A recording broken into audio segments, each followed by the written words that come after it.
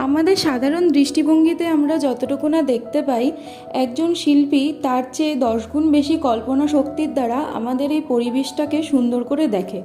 তাই হয়তো বলা হয় যে সবথেকে সুন্দর গল্পগুলো গড়ে ওঠেই রাতের আকাশে।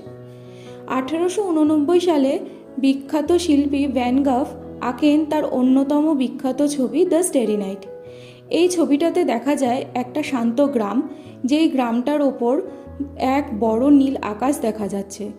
এই আকাশে অসংখ্য তারা এবং এই ছবিটাকে জীবন্ত করে তুলেছে সেটা হলো একটা গোটা হলুদ চাঁদ।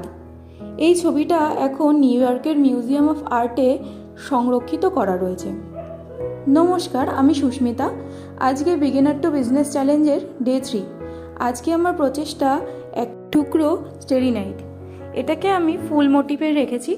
এটাকে এমনভাবে গড়া হয়েছে যাতে এটা কিচেন বা ব্যাক চার্ম হিসেবে ব্যবহার করা যায়।